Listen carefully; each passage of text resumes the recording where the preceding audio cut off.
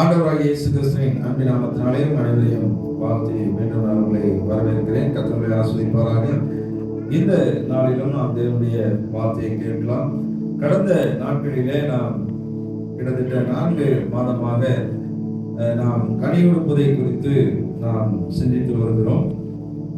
யோவான் எழுதின நற்செய்தி நூல் 15வது அதிகாரம் 16வது வசனத்திலிருந்து நாம் தியானித்து வருகிறோம். வாசிக்கலாம். நீங்கள் என்னை தெரிந்து கொள்ளவில்லை, நான் உங்களை தெரிந்து கொண்டேன். நீங்கள் என் நாமத்தினாலே பிதாவை கேட்டுக்கொள்வது எதுவோ அதை அவர் உங்களுக்கு கொடுக்கத்தக்கதாக நீங்கள் போய் கனி கொடுக்கும்படிக்கும் அந்த கனி உங்களிலே நிலைத்திருக்கும்படிக்கும் நான் உங்களை ஏற்படுத்தி இருக்கிறேன் என்று சொல்லி கர்த்தர் சொல்லியிருக்கிறார். நாம் நம்முடைய வாழ்க்கையிலே நம்முடைய தேவைகளை நாம் ஆண்டவர்கிட்ட கேட்கிறோம். அந்த தேவைகள் நமக்கு கிடைக்க வேண்டும் என்று சொன்னால் ஆண்டவர் அவருடைய விருப்பத்தை சொல்லுகிறார். நான் உன்னுடைய விருப்பத்தை நிறைவேற்ற வேண்டும் என்று சொன்னால் உன்னை நான் இந்த உலகத்தில் எதற்காக படைத்தேனோ என்னுடைய விருப்பத்தை நீ நிறைவேற்ற வேண்டும் என்று சொல்லுகிறார். ஆமென். ஹல்லேலூயா. நம்முடைய விருப்பம் நமக்கு நன்மையை தான் நாம் விரும்புகிறோம். ஆனால் ஆண்டவர் அவருடைய நன்மைக்காக அவர் சொல்லவில்லை, அவரும் நம்முடைய நன்மைக்காகத்தான் சொல்லுகிறார். ஆண்டவருடைய விருப்பமும் நம்முடைய விருப்பமும் இணைந்தால்தான் அது நமக்கு கிடைக்கும். ஆமென். ஆகையினாலே ஆண்டவர் இந்த உலகத்திலே நம்மை படைத்ததே எதற்காக என்று சொன்னால் நாம் மகிழ்ச்சியாய் வாழ வேண்டும் என்பதற்காகத்தான். அந்த மகிழ்ச்சியை நாம் அடைவதற்காகத்தான் ஆண்டவர் நமக்கும் நீங்கள் கனி கொடுக்க வேண்டும் என்று சொல்லுகிறார். ஆண்டவர் அவருடைய விருப்பத்திற்காக அல்ல, அவருடைய சந்தோஷத்திற்காக அல்ல, நம்முடைய சந்தோஷத்திற்காகத்தான் ஆண்டவர் நம்மை கனி கொடுக்க சொல்கிறார். நாம் பார்த்து வருகிறோம். கலாத்தியர்ல 5ஆம் அதிகாரத்திலே 22 வசனத்தை வாசிக்கும் போது 22, 23 ஆவியின் கனியோ அன்பு, சந்தோஷம், சமாதானம், நீடிய பொறுமை, தயவு, நற்குணம், விசுவாசம், சாந்தம், இச்சையடக்கம். இப்படிப்பட்ட பிரமாணங்களுக்கு விரோதமான பிரமாணம் ஒன்றுமே இல்லை என்று ஆண்டவர் சொல்லியிருக்கிறார். ஆகையினாலே நாம் இதுவரையிலும் விசுவாசம் வரைக்கும் நம்ம பார்த்திருக்கிறோம். கடந்த வாரத்துல விசுவாசம் என்றால் என்ன அப்படின்னு நம்ம பார்த்தோம். விசுவாசம் என்றால் என்னது? ஏதோ ஒரு விஷயம் அல்ல. நாம் நம்முடைய வேதாகமத்திலே ஆண்டவர் 7 விதமான விசுவாசத்தை குறித்து நமக்கு சொல்லியிருக்கிறார். ஏதோ கடவுள் ஒருவர் இருக்கிறார் என்று விசுவாசித்தால் மட்டும் போதாது, நான் இந்த வேத புத்தகம் ஆண்டவரால் எழுதப்பட்டது என்று நான் விசுவாசிக்க வேண்டும். அதுக்கப்புறம் ஒரே தேவன் ஆண்டவராகிய இயேசு கிறிஸ்து என்பதை நான் விசுவாசிக்க வேண்டும். அதுக்கப்புறம் பரிசுத்த ஆவியானவர் இந்த உலகத்திலே எனக்காக கொடுக்கப்பட்டிருக்கிறார் என்பதை நான் விசுவாசிக்க வேண்டும். அதுக்கப்புறமாக அவர் மூலம்தான் நான் ரட்சிக்கப்பட முடியும், ரட்சிப்பு அவருடையது என்று நான் விசுவாசிக்க வேண்டும். அதே போல நம்முடைய வாழ்க்கையிலே நியாய தீர்ப்பு இருக்கிறது என்பதை நான் விசுவாசிக்க வேண்டும். 7ஆவதாக நான் நித்திய ஜீவனை பெறப்போகிறேன், நித்திய ஜீவனை அடைவேன் என்பதை நான் விசுவாசிக்க வேண்டும். ஆமென். இந்த காரியங்களை நாம் பார்த்தோம். இன்றைக்கு நாம் என்ன பார்க்க போறோம் அப்படின்னு சொன்னா, நம்முடைய வாழ்க்கையிலே சாந்தம் என்பது மிக மிக முக்கியமானது. சாந்தம் என்பது ஆண்டவராகிய இயேசுவினுடைய குணத்திலே ஒன்று. அவர் மத்தேயு எழுதின சுவிசேஷத்திலே 11ஆம் அதிகாரத்திலே அவர் சொல்லுகிறார். 29வது வசனத்தை வாசிக்கும் போது அவர் சொல்லுகிறது என்னவென்று சொன்னால், நான் சாந்தமும் மனத்தாழ்மையுமாய் இருக்கிறேன், என் நுகத்தை உங்கள் மேல் ஏற்றுக்கொண்டு என்னிடத்திலே கற்றுக்கொள்ளுங்கள், அப்பொழுது நான் உங்கள் ஆத்துமாக்களுக்கு இளைப்பாறுதல் கிடைக்கும் என்று சொல்லி, இந்த சாந்தம் என்பது நம்முடைய மனது சமாதானமாய் இருப்பதற்காக, மனது அலைப்பாயாமல் இருப்பதற்காக. இந்த சாந்தம் என்கிற அந்த குணம் அது இருதயத்திலே இருக்க வேண்டியது. ஏதோ கஷ்டம் வரும்போது, பிரச்சனைகள் வரும்போது, உபத்திரவங்கள் வரும்போது, நமக்கு எதிர்ப்புகள் வரும்போது நாம் சில நேரங்கள்ல அமைதியா இருப்போம். ஆனா சரீரம் அமைதியா இருக்கும், ஆனா மனசு எப்படி இருக்கும்? என்ன பண்றது, எப்படி பண்றது, இப்ப செய்யலாமா இல்ல அப்புறம் செய்யலாமா, இவனை இப்படியே விட்டு வச்ச ஆகாது, என்னென்னமோ மனசுல போட்டு அப்படியே மெசேஜ் எடுக்கும். இப்ப ஒண்டியா இருக்கிறோம், 4 பேரை கூட்டிட்டு வந்து இவனை போட்டுடலாமா, போன் பண்ணலாமா, எல்லாரையும் கூப்பிடலாமா, இப்படி பல. அது பேரு அமைதி இல்லை, அது பேரு அமைதி அல்ல. மனதிலே ஒரு அமைதி நமக்கு தேவை. ஆமென், ஹல்லேலூயா, ஹல்லேலூயா. இப்ப மனதில் அமைதி வரணும் அப்படின்னு சொன்னா நாம் என்ன செய்யணும் அப்படிங்கிறத நாம் பார்க்கலாம். மனதில் அந்த அமைதி வர வேண்டும் என்று சொன்னால் இந்த சாந்தம் அப்படின்னா என்ன அப்படிங்கிறத நாம் இன்றைக்கு பார்க்க இருக்கிறோம். கர்த்தருக்கு மகிமை உண்டாகட்டும். சாந்தம் என்பது அது ஒரு மன அமைதி, ஏதோ சரீரம் அமைதியாக இருப்பதல்ல, மனதிலே ஒரு அமைதியாக இருப்பது. இது இயேசுவினுடைய குணம். இந்த சாந்தத்தை குறித்து ஆண்டவர் இயேசு நமக்கு எப்படிலாம் இருந்தா சாந்தம் வரும் அப்படிங்கிறத நமக்கு சொல்லி இருக்கிறார். நமக்குள்ளே சாந்தம் இருந்தால் நம்முடைய செயல்பாடுகள் எப்படி இருக்கணும், செயல்பாடுகள் எப்படி இருக்கும் அப்படிங்கிறது தான் ஆண்டவர் இயேசு நமக்கு போதித்திருக்கிறார். இந்த வேத வசனத்துல ஆண்டவர் நமக்கு சாந்தத்தை கற்றுக்கொள்ளுங்கள் என்று சொன்ன தேவன் நமக்கு வசனத்தின் மூலமாக அதை நமக்கு சொல்லி இருக்கிறார்.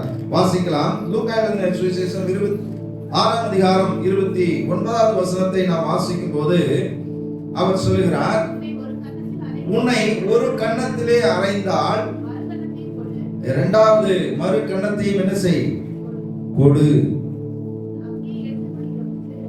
உன் அங்கியை எடுத்துக் கொள்ளுகிறவனுக்கு, ஆமா, மேல இருக்கிற துண்டை எடுத்துக்கிட்டான்னா என்ன பண்ண, சட்டையை கூட என்ன செய்ய, ஆமா, அதையும் கேட்டானா கொடுத்துருன்றாரு. அதையும் கேட்டானா என்ன பண்ணிரு, கொடுத்துரு அப்படின்னு சொல்லிட்டு அவர் சொல்லுகிறார். அப்போ நம்முடைய வாழ்க்கையில நாம் இந்த சாந்தம் எப்படி வரும் அப்படின்னு சொன்னா அந்த இருதயத்திலிருந்து அந்த சிந்தனை வரணும். உன்னை ஒரு கன்னத்திலே அறைந்தால் மறு கன்னத்தையும் காட்டுகின்றார். இது எத்தனை பேருக்கு முடியும்? அடிக்க முடியலனாலும் திட்டாவது செய்வோம்ல, அடிக்க முடியாது. இப்ப புருஷனே அடிக்கிறாருன்னு வச்சுக்கோங்களேன், அடிக்க முடியாது, என்ன பண்ண முடியும்? ஆமா, திட்டிகிட்டேயாவது இருக்க முடியும். ஏன்னா சாந்தம் என்பது இருதயத்திலே அது அமைதியா இருப்பது. அதான் ஆண்டவர் சொன்னார்னா, நீ எப்படி சாந்தத்தை வெளிப்படுத்துறது அப்படின்னு சொன்னா, உன்னை ஒருவன் அடித்தால் அந்த அடியை நீ என்ன செய்ய வேண்டும், வாங்கி கொள்ள வேண்டும். மறுபடி அடி வாங்க தயாரா இருக்கணும் அப்படின்னு சொல்லி தான் சொன்னார். மறுகண்டத்தை காட்டுனா என்ன அர்த்தம்? எத்தனை அடியை அடிச்சாலும் நீ கம்முன்று அப்படின்னு அர்த்தம். இப்போ ஒருத்தன் குற்றவாளியை பிடிச்சிட்டு போய் போலீஸ் அடிக்கிறான்னு வச்சுக்கோங்களேன், போலீஸ்கார திருப்பி அடிப்பானா?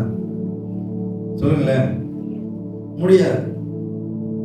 அப்போ அவன் என்ன செய்வான், அடி வாங்கிட்டு அவன் ஏதோ ஐயோ சாமி விட்டு அப்படியெல்லாம் கத்துவான் இல்லையா, வலிக்குது அப்படிலாம் சொல்லுவான். இங்க ஆண்டவர் என்ன சொல்றாரு அப்படின்னு சொன்னா, இன்னொரு கணத்தை காட்டு அப்படின்னு சொன்னா இன்னொரு கணத்தை காட்டுறது இல்லை, அடுத்த அடி வாங்கினாலும் நீ அமைதியா இருன்னு அர்த்தம். இன்னொரு அடியை வச்சாலும் நீ எப்படி இரு, அமைதியா இரு அப்படின்னு சொல்லி. சாந்தம் என்பது ஒரு அமைதி.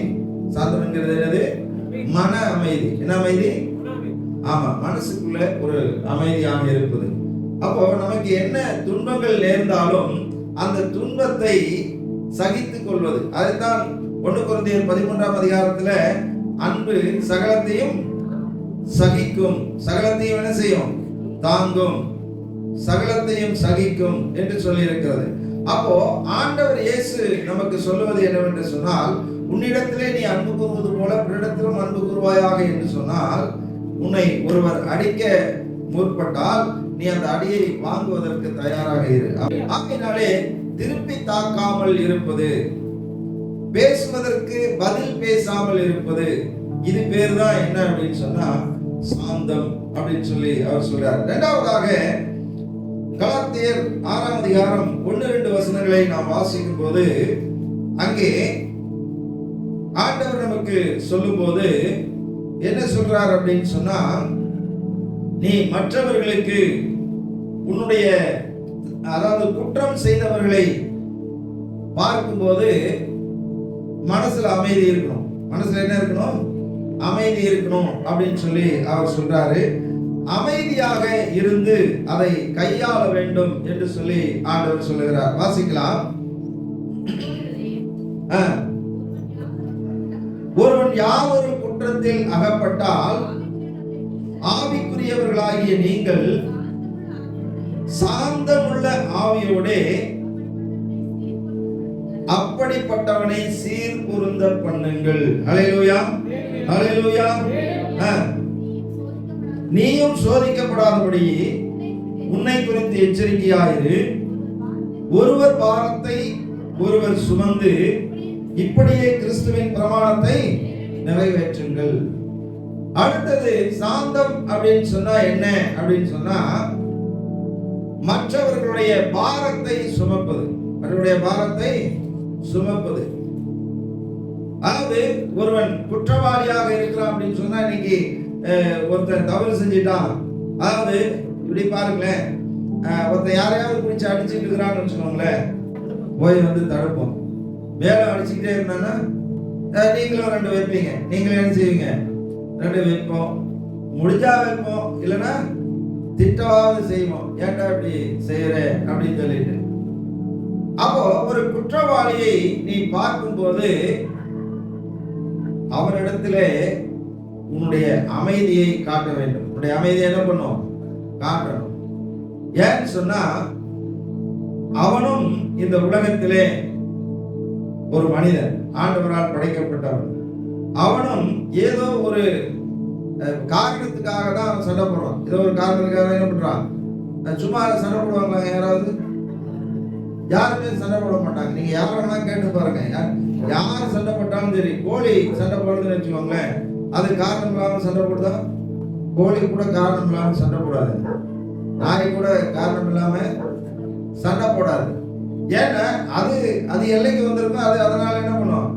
டேய், உன் எல்லையில இல்லாம என் எல்லைக்கு எதுக்கு வந்த அப்படின்னு சொல்லி. ஏன்னா வந்தது தவறு. அப்ப காரணம் இல்லாம ஒரு மிருகம் கூட என்ன செய்யாது? சண்டை போடாது. அப்ப கண்டிப்பா ஒரு மனிதன் ஒரு தவறு செஞ்சிருக்கிறான்னா ஒரு காரணம் இருக்கும். ஒரு காரணம் இருக்கும், இல்லாமலாம் இருக்காது.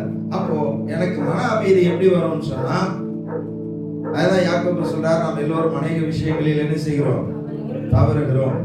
முதலாவது தவறை அவன் ஒத்துக்கிறானோ ஒத்துக்கலையோ, சரி ரைட், தவறு நடந்திருக்கா, நம்ம பொறுமையா என்ன செய்வோம்? அதை கையாளுவோம். அமைதியாக இருந்து நீ என்ன செய்? அமைதியாக அவனுக்கு அறிவுரை சொல்லு அப்படிங்கிறார். அமைதியாக என்ன செய்? அறிவுரை சொல்லு. ஒரு குற்றவாளியை பார்த்தோம்னா எல்லாருக்குமே கோபம் வரும். எல்லாருக்குமே அவங்களுக்கு ஒரு கருத்து வரும். அவங்களுக்கு ஒரு சிந்தனைகள் வரும். கோபம் கண்டிப்பா வரும், வராமலாம் இருக்காது.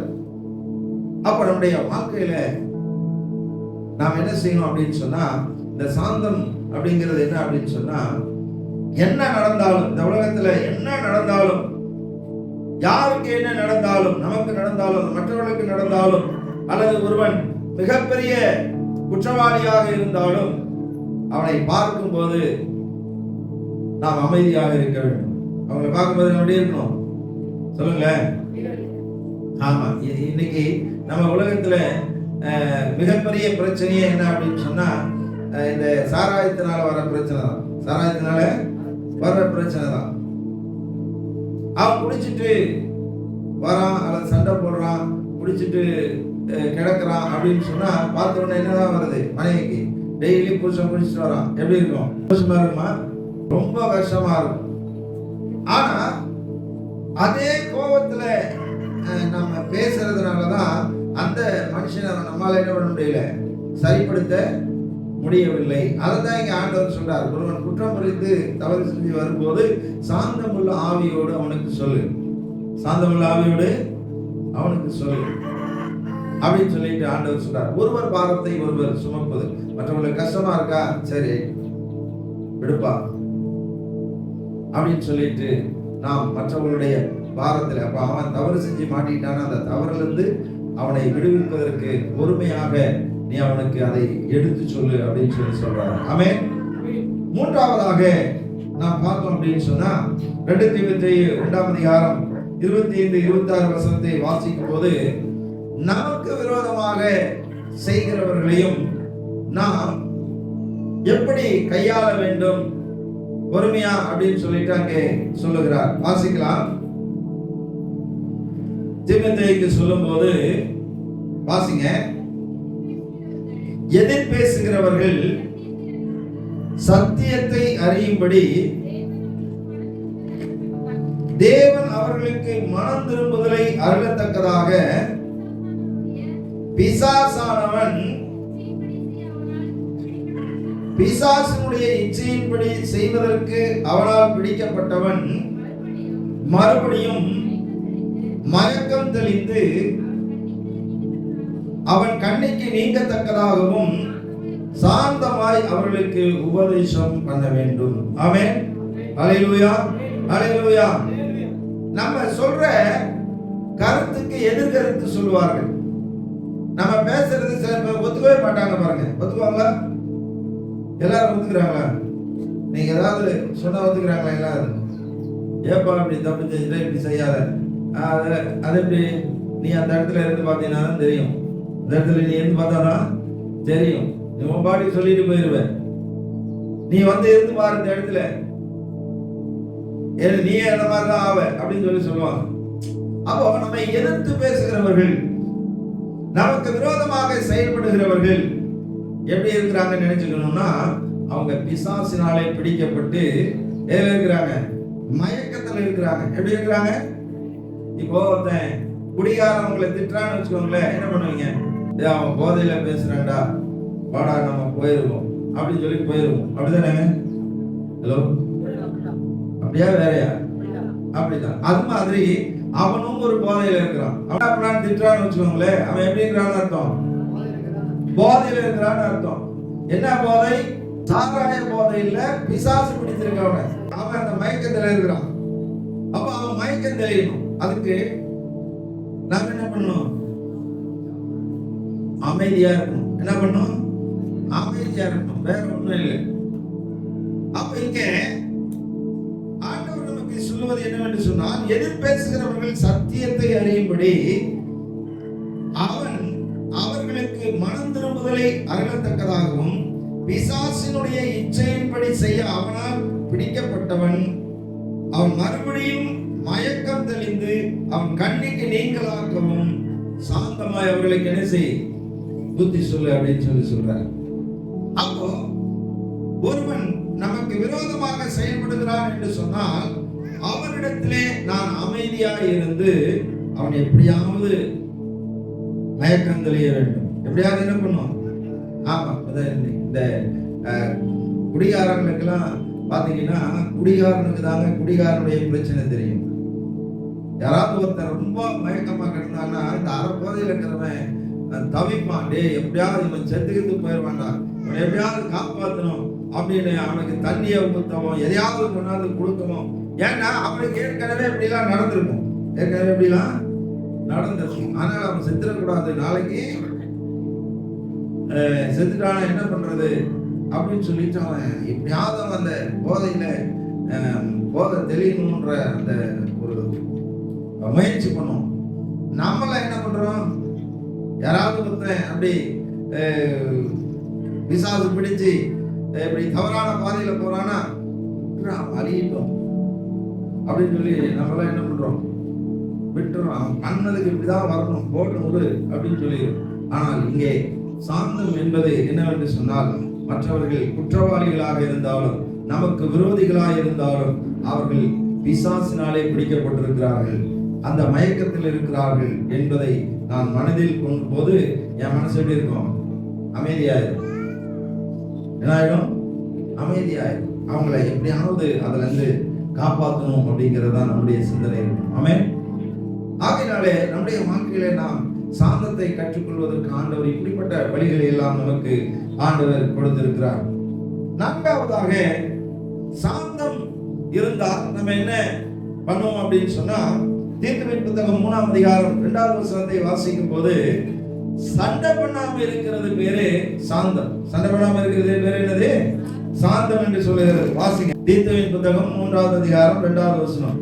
ஒருவனையும் தூசியாமலும் சண்டை பண்ணாமலும் பொறுமை உள்ளவர்களாய் எல்லா மனுஷருக்கும் சாந்த குணத்தை காண்பிக்கவும் அவர்களுக்கு நினைப்பூட்டு. அதாவது யாரெல்லாம் சண்டை போடுறீங்களோ அவங்களுக்கெல்லாம் சாந்தம் இல்லை அப்படின்னு சொல்லி வேதம் சொல்கிறது. யாரெல்லாம் சண்டை போடாம இருக்கிறீங்களோ, என்ன நடந்தாலும் சண்டை போடுறதுங்கிறது என்னது?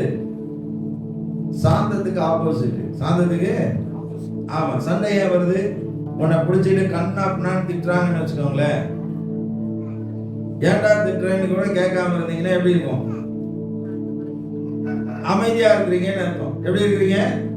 ஏன்னா இயேசுநாதர் ஏசாயா தீர்க்கதரிசன புத்தகத்துல 53ஆம் அதிகாரத்துல நம்ம வாசிச்சோம் அப்படின்னு சொன்னா 6வது வசனத்தை வாசிக்கலாம். அவர் நெருக்கப்பட்டும் ஒடுக்கப்பட்டும் இருந்தார், ஆனாலும் அவர் தம்முடைய வாயை திறக்கவில்லை.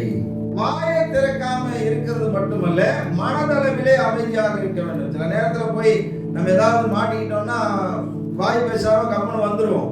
அடுத்தது ஆக்ஷன் எடுப்போம், அடுத்த நடவடிக்கை நம்ம எடுப்போம். ஆனா அப்படி எடுக்கிறது இல்லை.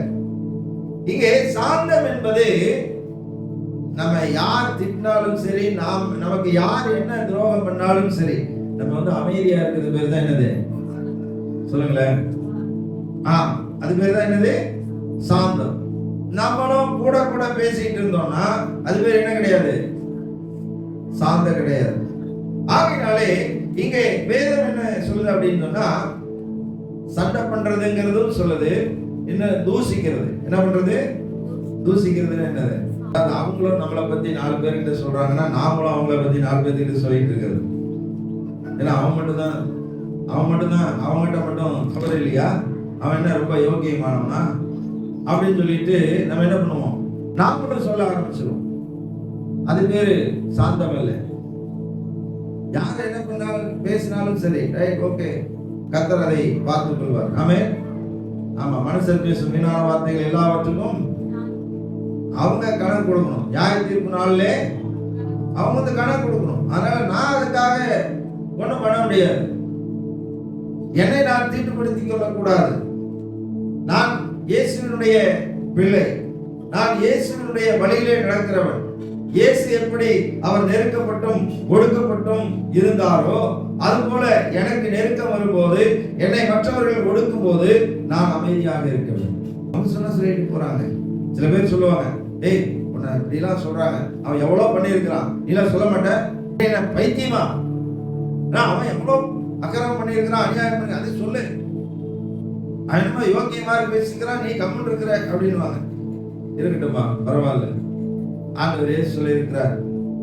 மத்தேயு சுவிசேஷத்துல 5ஆம் அதிகாரம் 11ஆம் வசனத்துல சொல்றார், உன்னை நிந்தித்து உன்னை துன்பப்படுத்தி பலவிதமான தீமையான மொழிகளை உங்கள் பேரில் சொல்வார்களானால் பாக்கியவான்களாக இருப்பீர்கள், சந்தோஷப்பட்டு களி கூறுங்கள், பரலோகத்திலே உங்களுக்கு பலன் ஆண்டவர் சொல்லியிருக்காரு. நீ சந்தோஷமா இரு. உன்னை நிந்திக்கும் போது, உன்னை வேதனைப்படுத்தும் போது நீ மகிழ்ச்சியா இருக்கிறது பேர் தான் சாந்தம். ஆமென். ஹல்லேலூயா.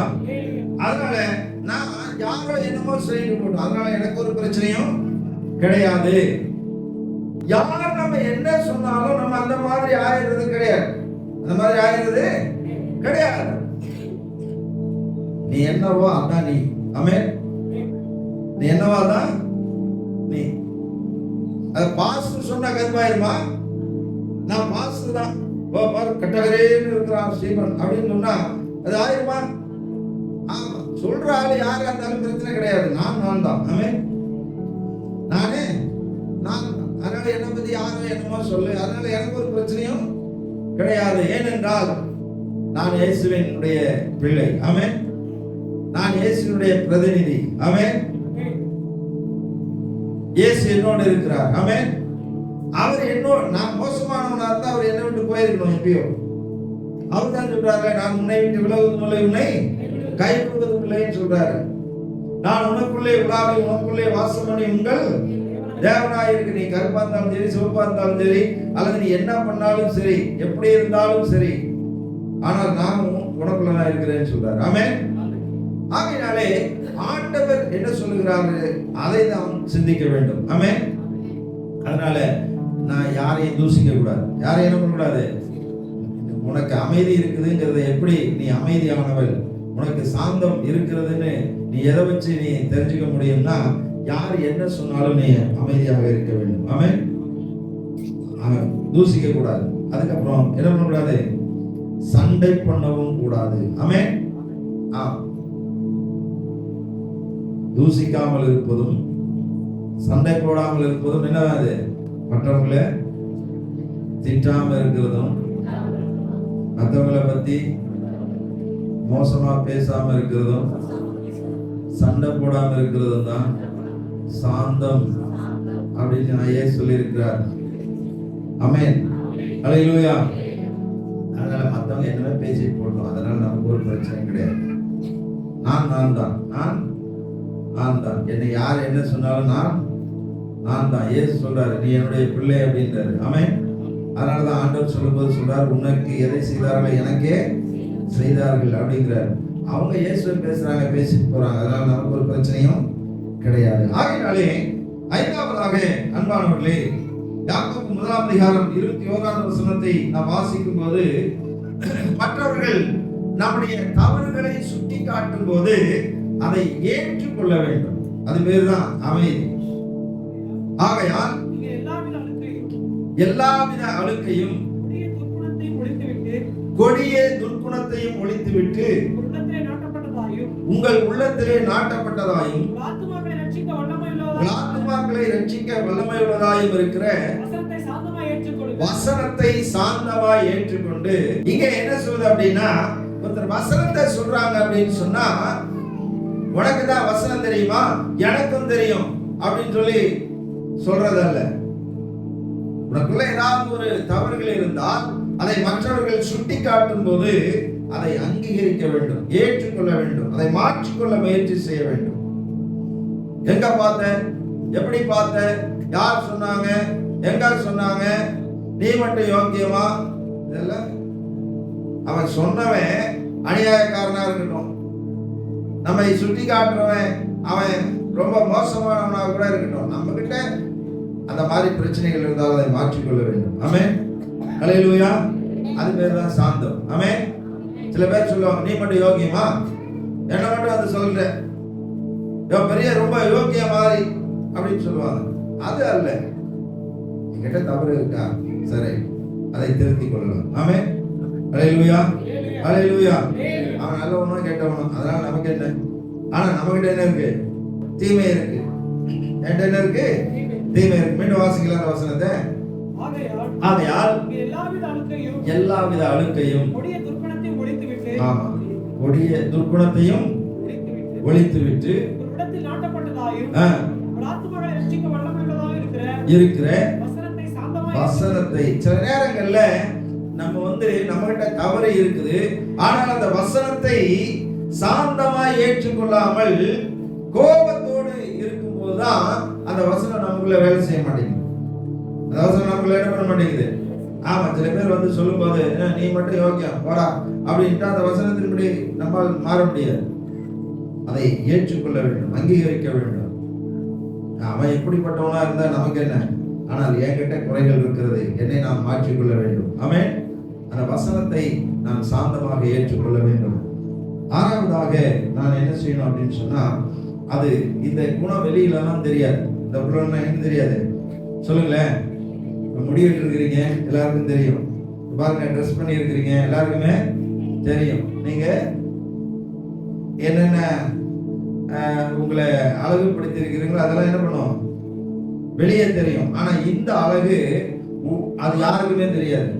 அப்ப நீ நடந்துக்கும் போதுதான் பிரச்சனைகள் வரும்போது நீ அமைதியா இருக்கும் போது, எப்பயாவது ஒரு வாட்டி நமக்கு விரோதமாய் செயல்படும் போதுதான் அந்த குணம் மற்றவங்களுக்கு தெரியும்.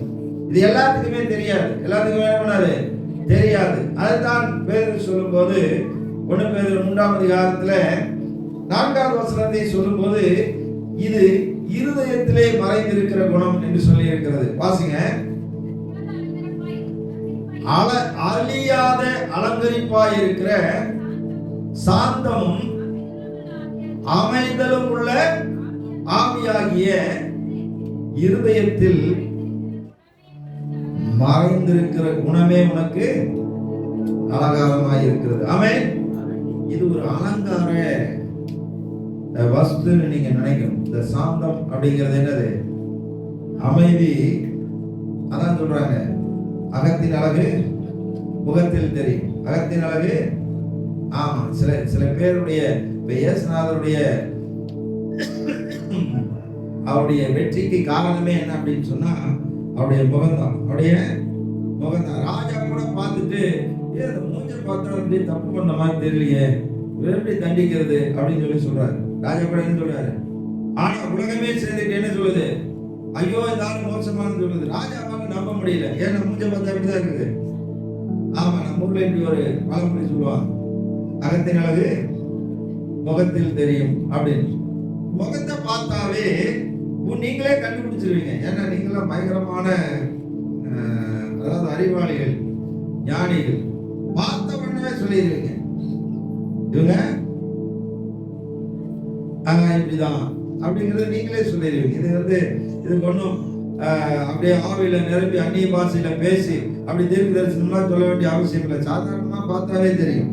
சாதாரணமா பார்த்தாவே தெரியும். இந்த முகத்துல அப்படியே இதயம் தெரியும். ஆமென். அதனால நம்முடைய வாழ்க்கையில வந்துட்டு நாம் என்ன பண்ணுவோம் அப்படின்னு சொன்னா, நம்முடைய இருதயத்துக்குள்ளே இருக்கிற ஒரு அலங்காரம் தான் சாந்தம். ஆமென். அது எல்லா நேரத்துல இதயம் எல்லாருக்கும் தெரியுமா? சில பேர் சொல்லுவாங்க, என் மனசை கொஞ்சம் புரிஞ்சுக்கோங்க. இதை புத்தகமா படிச்சு புரிஞ்சுக்கிறதுக்கு நீங்க அமைதியா இருந்தீங்கன்னா அப்பதான் ஓஹோ. சில பேர் சொல்லுவாங்க, நான் என்னமோ ஆளை பார்த்து இப்படி இருக்கிறான்னு நினைச்சாங்க, ஆனா ரொம்ப அமைதியான ஆளா இருக்கானே இது அப்படின்னு சொல்லி ஆச்சரியப்படுவீங்க இல்லையா? அது மாதிரி இது மனசுல இருக்கிற ஒரு விஷயம். ஆமென். அல்லேலூயா. ஆகையாலே அப்படி நான் சாந்தமா இருந்தால் எனக்கு என்ன நடக்கும் அப்படிங்கிறத நம்ம பார்த்து நாம் ஜெபிக்க போறோம். இந்த சாந்தமா இருக்கிறதுனாலே நமக்கு இந்த உலகத்துல என்ன நன்மைகள் கிடைக்கும் அப்படிங்கிறத நாம் சுருக்கமாக நாம் பார்க்கலாம். மத்தேயு 5ஆம் அதிகாரம் 5வது வசனத்தில் அவர் சொல்றாரு, சாந்த குணம் உள்ளவர்கள் பாக்கியவான்கள், அவர்கள் பூமியை சுதந்திரித்துக் கொள்வார்கள் அப்படின்னு. இது நம்ம ஊர்லயே நிறைய சொல்றாங்க. பொறுத்தவன் பூமி ஆழ்வான், பொங்கினவன் காடாழ்வான் அப்படின்னு. காட்டாழ்வான் என்னது? காடு என்று சொன்னால் அங்கே சுடுகாடு. என்னது? ஏன்னா சுடுகாட்டுக்கு போனவன் திரும்பி வீட்டுக்கு வர முடியுமா? பிரதமர் மோடி இருக்கிறாரு, எவ்வளவு நாளைக்கு இருப்பாரு அங்க? அவருக்கு ஓட்டு போற வரைக்கும் அங்க இருப்பாரு, இல்லைன்னா மாறிடுவாரு. ஆனா சுடுகாட்டுக்கு போனா அவன் மாறவானா? அவ்வளவுதான். நீ இன்னும் 200 ஆண்டுகள் ஆனாலும் அங்கதான் வர முடியாது. அதான் இங்கே வேதவசனம் சொல்லுகிறது, சாந்த குணம் உள்ளவர்கள் பாக்கியவான்கள், அவர்கள் பூமியை சுதந்திரித்துக் கொள்வார்கள். அப்ப இந்த பூமியில ரொம்ப நாள் நல்லா வாழ முடியும். ஆமென். பூமியை சுதந்திரித்துக் கொள்வார்கள் என்று சொன்னால் இந்த உலகத்துல சுதந்திரமாய் வாழ்வார்கள். ஆமென். அல்லேலூயா, அல்லேலூயா. அப்போ பொறுமையா இருந்தா இந்த உலகத்துல உன்னால சுதந்திரமா வாழ முடியும். ஆமென். இரண்டாவது 149ஆம் சங்கீதம் 4வது வசனத்துல ஆண்டவர் நம்மை விடுதலையினாலே அலங்கரிப்பேன் என்று சொல்லுகிறார். வாசிங்க. சாந்த குணம் உள்ளவன் கர்த்தர் தம் ஜனத்தின் மேல் பிரியம் வைக்கிறார். சாந்த குணம் உள்ளவர்களை ரட்சிப்பினால் என்ன செய்வார்? அலங்கரிப்பார், விடுதலை தருவார். ஆமென். நீ அமைதியா இருந்தீன்னா நீ விடுதலை பெற முயற்சி பண்ணாத, ஆண்டவர் உன்னை விடுதலை ஆக்குவார். ஆமென். நீ அமைதியா மட்டும் இருந்தா போதும், வேற ஒன்றும் உன்னுடைய வாழ்க்கையில நீ செய்ய வேண்டியதில்லை. விடுதலை தானா வரும். ஆமென். மூன்றாவதாக ஆண்டவர் உயர்த்துவார். 147ஆம் சங்கீதம் 6வது வசனத்தை வாசிக்கும் போது சாந்த குணம் உள்ளவர்களை இந்த பூமியிலே உயர்த்துவார். கர்த்தர் சாந்த குணம் உள்ளவர்களை உயர்த்துகிறார். ஆமென். அல்லேலூயா. ஆமா, யோசேப்பை பாத்தீங்கன்னா கொண்டு போய் குழியில போட்டாங்க. அவன் என்ன பண்ணல? ஏண்டா போறீங்கன்னு கேட்கல, வாய் திறக்கல. இயேசுநாதர் மாதிரியே அவனுக்கு என்ன நடந்தாலும் அவன் என்ன செய்யல? அதற்கு பதில் சொல்லவில்லை, காரணம் சொல்லவில்லை. தன்னை நீதிமானாக்கிக் கொள்வதற்கு அவன் முயற்சி செய்யவில்லை. அமைதியா இருந்தான். அவனை ஜனாதிபதி ஆக்கினார் கர்த்தர். ஆமென். ஹல்லேலூயா, ஹல்லேலூயா.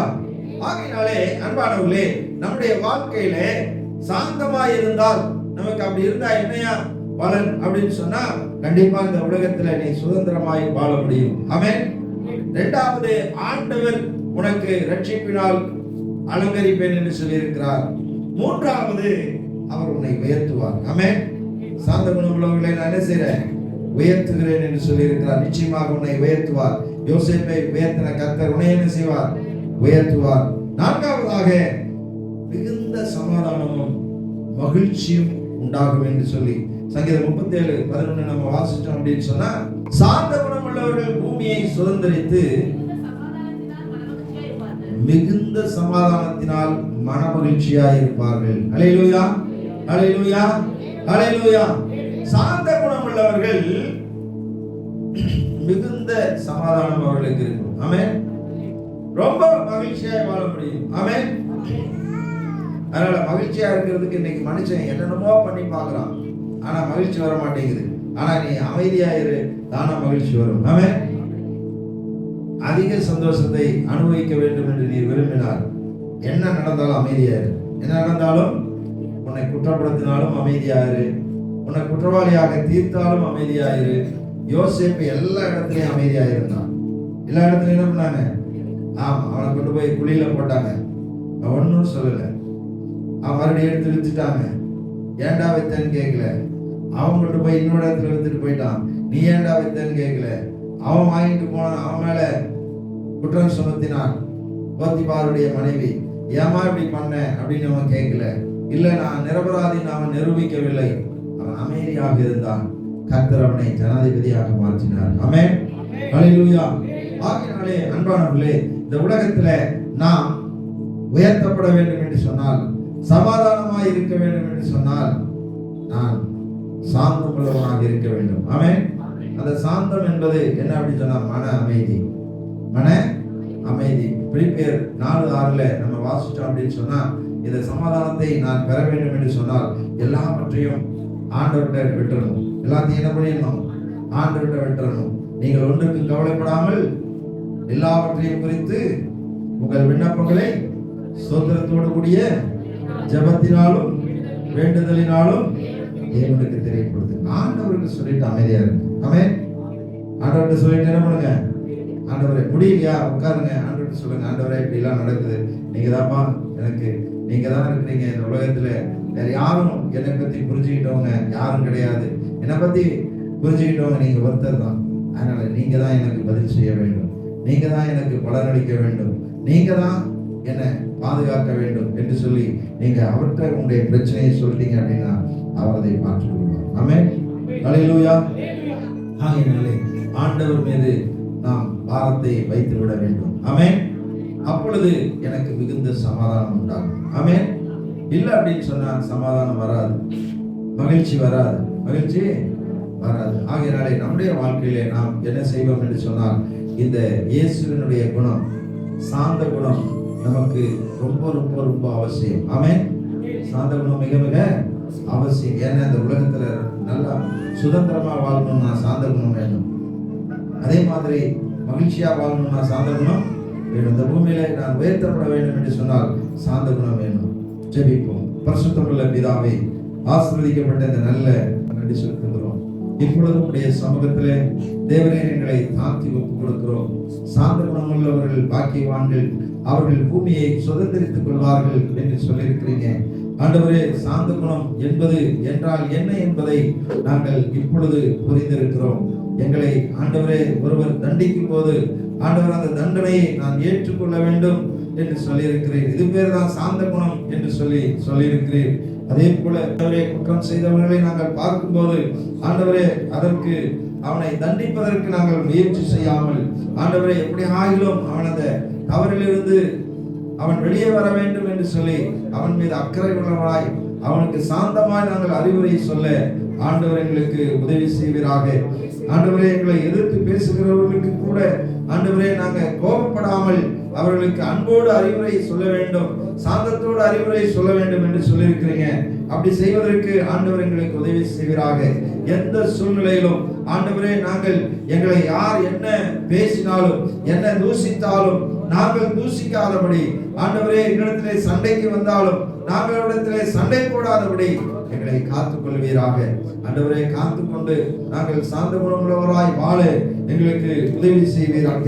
அதே போல ஆண்டவரே, தேவரின் இந்த குணத்தினாலே ஆண்டவரே எங்களுக்கு என்ன பலன் என்று ஆண்டவர் நீங்க எங்களுக்கு சொல்லியிருக்கிறீங்க. இந்த பூமியில நாங்கள் சுதந்திரமாய் வாழ விரும்புகிறோம். கர்த்தர் எங்களுக்கு உதவி செய்வீராக. மனமகிழ்ச்சியாய் வாழ ஆண்டவரே எங்களுக்கு உதவி செய்வீராக. ஆண்டவரே, சமாதானத்தோடு வாழ ஆண்டவர் எங்களுக்கு உதவி செய்வீராக.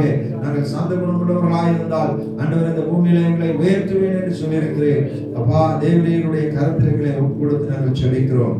தொடர்ந்து கர்த்தர் பாதுகாரும், வழி நடத்தும், எல்லா தீமைக்கு விலகிக்காரும். வந்திருக்கிற பிள்ளைகள் ஒவ்வொருவரும் சாந்த குணமுள்ளவர்களாய் மாற்றப்படுவார்களாக. ஆண்டவரே, உடைய குணத்தினாலே ஒவ்வொருவரையும் நிரப்புவீராக. அவர்கள் பூமியை சுதந்திரித்துக் கொள்வார்களாக. மிகுந்த சமாதானத்தால் இருப்பார்களாக. ஆண்டவரே, மிகுந்த மகிழ்ச்சியோடு வாழ்வார்களாக. ஆண்டவரே, இந்த பூமியிலே உயர்த்தப்படுவார்களாக. நீர் அப்படியே செய்வதற்காக ஸ்தோத்திரம். துதி கனமகிமையிலும் செலுத்துகிறோம். இயேசுவின் நாமத்தில் ஜெபிக்கிறோம் பிதாவே. ஆமென், ஆமென்.